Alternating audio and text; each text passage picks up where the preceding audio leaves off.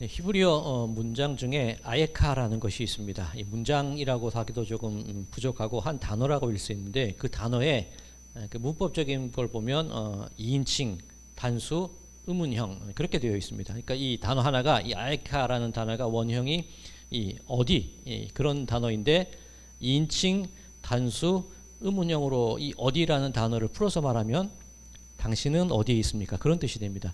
바로 창세기 3장 9절에 나오는 말인데 하나님께서 인간을 향하여 처음으로 물으셨던 그 질문입니다. 아담아, 네가 어디 있느냐? 하나님께서 이 사람들에게 금하신 것이 있죠. 동산 가운데 있는 선악을 알게 하는 나무의 열매는 먹지 말아라. 근데 뱀이 간교한 꾀로 속여서 그것을 먹게 됩니다. 그 결과 자신들이 벗은 걸 알게 되죠. 그리고 숨게 됩니다. 하나님께서 동산에 거니시는 그 소리를 듣게 되고 숨게 되었을 때 하나님이 하신 말씀, 우리 인류에게 인간에게 처음 하신 말씀이 아담아 내가 어디 있느냐. 어디 있는지 몰라서 물으시는 말씀은 아니실 겁니다. 자, 그러자 이 아담이 대답한 말이 무엇이냐면 내가 벗었으므로 두려워하여 숨었나이다. 그렇게 말합니다. 벗으면 부끄러워해야 되지 왜 두렵습니까? 그렇죠? 하나님과의 단절을 의미하는 겁니다. 원래 벗고 살았는데 내 적나라한 모습이 드러나 있을 때라 할지라도 하나님과 연결되어 있을 때는 두려움이 없이 살았다는 얘기입니다. 그런데 내가 내 자신을 보니까 벗은 걸 알게 되었죠. 내 적나라한 내 인간의 그 연약한 모습을 알게 되자 그때부터 두려움이 찾아오는 겁니다. 하나님과의 단절이 두려움이라는 겁니다. 우리도 언제 두렵게 됩니까? 내가 혼자 홀로 떨어져 있는 듯한 느낌이 들 때, 아니면 무언가를 해야 되는데 그것이 내 힘으로는 도저히 할 수 없다는 그 적나라한 벗은 것 같은 내 모습을 볼 때 두려워하고 숨게 되는 것이 우리의 모습이죠. 아담아, 아예카, 너 어디 있니? 그 말씀은 하나님께서 너 지금 제대로 살고 있냐? 네가 있어야 될 곳에 있냐?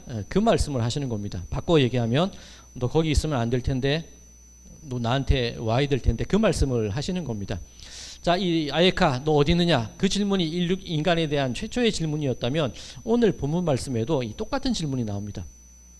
오늘 이 본문 말씀 가운데 이 38절 뒷부분에 있는 뒷부분입니다. 제가 읽겠습니다. 랍비여 어디 계시오니까? 어디 계시오니까? 그죠? 그런데 이 질문하는 사람과 질문을 듣는 존재가 달라요. 창세기에서는 하나님께서 사람을 향하여 너 어디 있니? 이렇게 물으신 거고, 지금 요한복음에서는 사람들이 예수님을 향하여 어디 계시오니까? 그렇게 질문을 합니다. 그렇다면 이 하나님께서 사람에게 하신 그 질문의 내용, 장소를 묻는 게 아니라 너 잘 살고 있니? 너 바로 가고 있니? 바로 믿고 있니? 지금 하는 그 인생의 방향이 맞니? 그렇게 질문하시는 거였다면 이 사람들이 예수님을 향하여 어디 계십니까? 라는 질문을 하는 것은 우리가 예수님께 나와왔는데 예수님께서 가시는 그 길 저희도 어디로 가야 될지, 어떤 결정을 해야 될지, 어느 방향으로 택해야 될지 그것을 예수님께 의탁하고 묻는 모습이라고 할 수 있을 겁니다. 자, 그렇다면 이 어디 계시오니까 이 질문, 사실 이 질문이 왜 나왔는지를 살펴봐야 되는데 그 질문 전에 어떤 좀 스토리가 있습니다. 원래 이 두 사람이 예수님께 나왔는데 이 두 사람은 원래 세례 요한의 제자였습니다. 근데 세례 요한이 예수님께서 지나시는 것을 보시면서 보라 하나님의 어린 양이로다 그 얘기를 합니다. 그리고 그 일전에 예수께서 요한에게 나오시는 것을 보시고 세례 요한이 또 그렇게 얘기하거든요. 보라 세상 죄를 짊어지고 가시는 하나님의 어린 양이로다. 그런 일이 반복된 이후에 세례 요한이 저분이 하나님의 아들이야, 저분이 그리스도야, 저분이 메시아야, 그런 얘기들이 반복되자 세례 요한의 제자들 중 두 사람이 나 이제 예수님의 제자가 될래요. 그리고 예수님께 갔다는 얘기입니다. 그리고 예수님께 간 이후에 한 가지 질문을 하는데 그 대답으로 그 대화 속에서 나온 얘기가 예수님 어디 계십니까? 이 얘기입니다. 자, 이 부분 오늘 본문 요한복음 1장 38절에 나와 있는데 38절 전체를 제가 읽겠습니다. 요한복음 1장 38절입니다. 예수께서 돌이켜 그 따르는 것을 보시고 물어 이르시되 무엇을 구하느냐? 이르되 랍비여 어디 계시오니까 하니. 자, 무엇을 구하느냐? 예수님의 그 질문이 먼저 있었습니다. 그리고 그 대답으로 두 제자들이 사람들이 랍비 어디 계십니까? 그 질문을 하는 겁니다. 그런데 이 질문 앞뒤가 좀 맞지가 않아요. 그죠? 무엇을 구하느냐 물었으면 구체적인 요구사항이 있어야 되는데 어디 계십니까? 그렇게 질문을 되묻는 겁니다. 자, 사실 이 요한복음 이 창세기 말씀과 잇따 있는 거죠. 태초에 하나님이 천지를 창조하시니라. 요한복음 1장 1절은 태초에 말씀이 계시니라. 그리고 그죠. 그러니까 이 요한복음에 나온 태초라는 것은 창세기에 이 시간이 시작되는 그 태초 그 이전에 시간 이전의 어떤 원형의 상태 그것을 의미하는 말이라고 볼 수가 있을 겁니다. 자, 그런데 예수님께서 그 자기를 따르려고 다가오는 두 제자를 향하여서 하신 말씀, 무엇을 원하느냐, 무엇을 구하느냐, 이 질문이 요한복음에서 예수님께서 사람들을 향하여 처음 하신 질문입니다. 창세기랑 비교해 보면 창세기에서는 너 어디 있니? 그죠? 바로 살고 있니? 나에게 오고 있니? 너희가 살고 있는 것이 바른 것이니? 그 질문을 하셨다면 예수님께서는 우리 인간에게 처음으로 이렇게 물으시는 거예요. 구하는 것이 무엇이냐? 즉 나한테 뭘 원해서 나한테 왔냐는 거예요. 원래 세례 요한의 제자였는데 나 이제 예수님 제자 될래요 하고 예수님께 다가왔는데 예수님이 물으시는 거예요.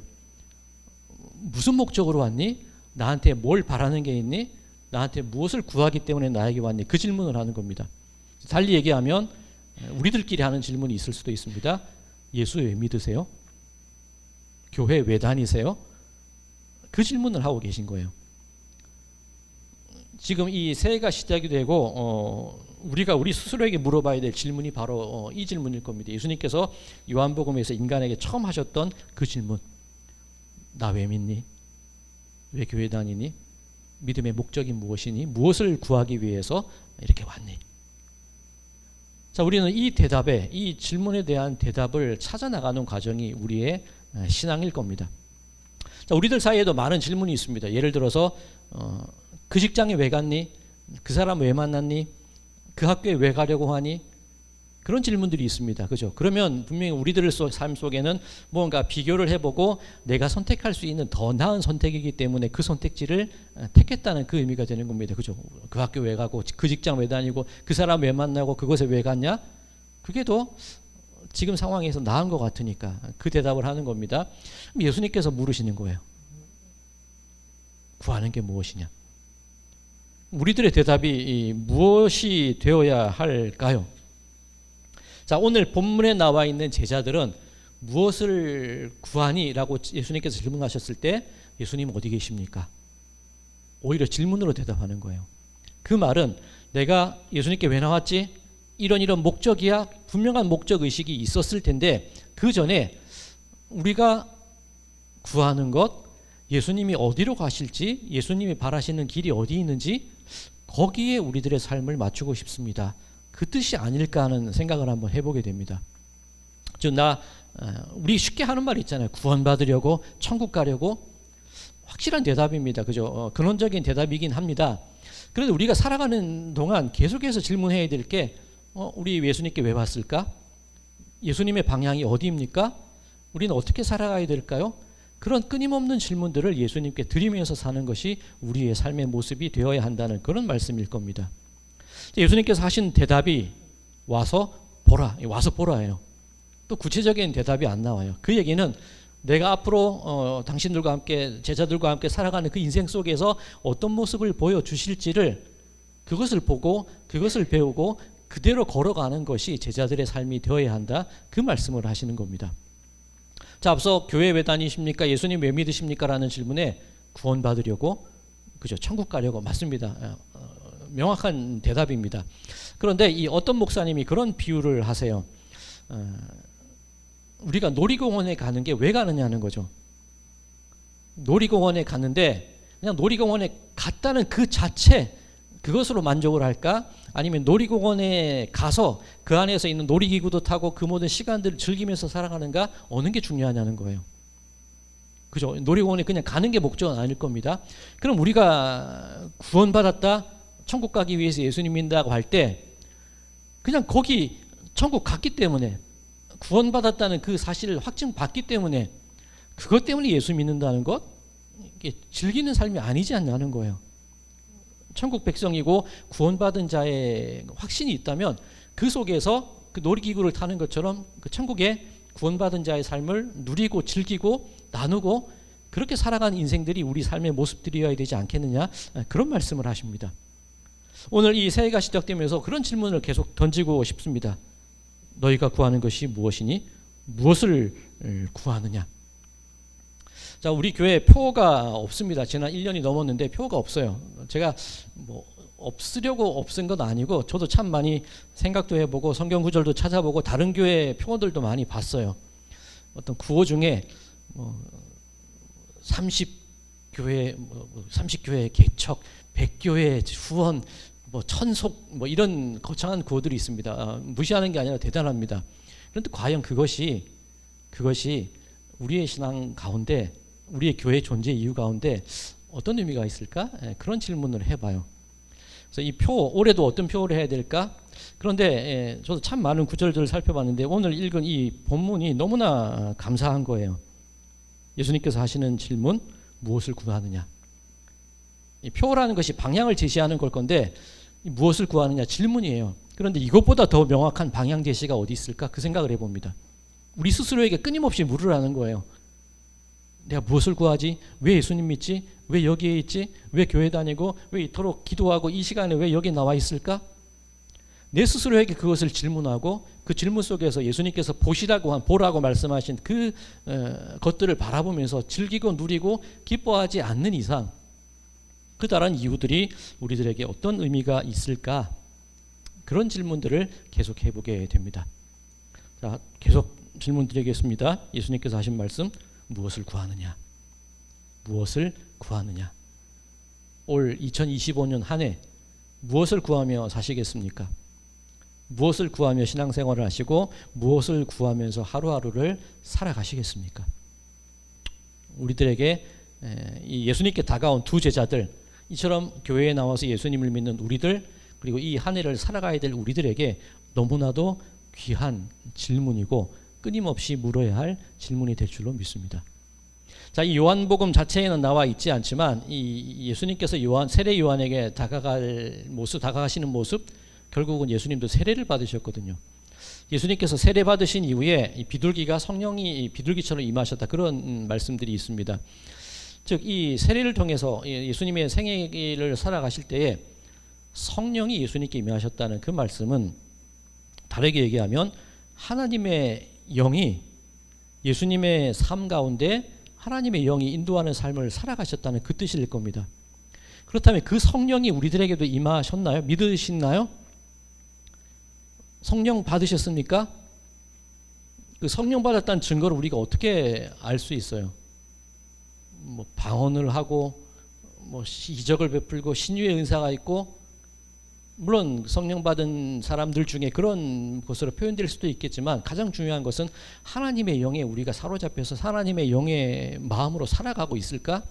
그것을 물어봐야 된다는 거죠. 예수님께서 공생의 시간 동안 살아가셨던 모습, 하나님의 영으로 살아가셨던 모습이 그 모습이라면 우리가 살아가야 될 삶 속에서 하나님의 영으로 채워져서 살아가는 그 모습들이 우리들에게 나타나야 된다는 겁니다.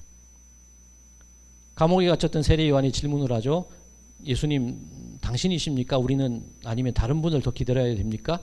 그때 예수님이 하셨던 말씀이 앞 못 보는 사람이 앞을 보고 걷지 못하던 사람들이 걷게 되고 문둥병자가 낫게 되고, 그죠? 듣지 못하는 사람이 듣게 되고 죽은 자가 살아나고 가난한 자에게 복음이 전파된다. 하나님의 영이 임하게 될 때 하시는 일들이 그런 거라는 거예요.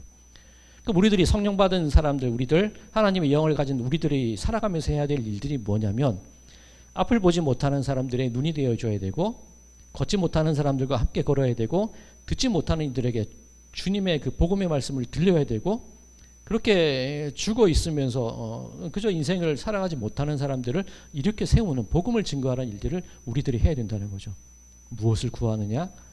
라는 예수님의 질문에 와서 보라, 예수님이 행하셨던 그 행함 그대로 살아가는 모습을 보여드리는 것이 올 한 해 우리들이 살아가야 될 그런 믿음의 모습이 되어야 될 줄로 믿습니다. 바라기는 올 한 해 이 시간 이후로 무엇을 구하느냐, 그 질문들 끊임없이 스스로에게 물으시면서 하루의 어떤 선택이 되었건 만나는 사람이 되었건 무언가 내가 일을 하는 것이 되었던지 간에 무엇을 구하느냐, 무엇을 구하느냐, 그 질문에 내가 어찌 대답해야 될지. 랍비요, 예수님 어디 계십니까? 예수님이라면 어떻게 우리를 인도하실까요? 그렇게 묻고 대답하면서 살아가는 시간들이 되면 참 좋겠다, 그런 생각을 해보게 됩니다. 자, 바라기는 오늘 설교의 결론, 제가 내어드릴 결론은 없어요.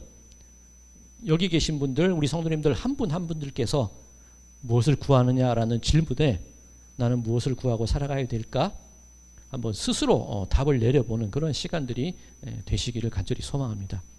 그리고 그 답대로 올 한 해 즐기고, 이게 놀이공원 즐기는 수준이 아니라 천국 백성, 구원받은 자의 그 기쁨과 소망과 즐거움, 하나님의 영을 받은 사람의 그 모습으로 살아나가시는 올 한 해가 되시는 모든 시간들이 되시기를 주님의 이름으로 간절히 축원드립니다.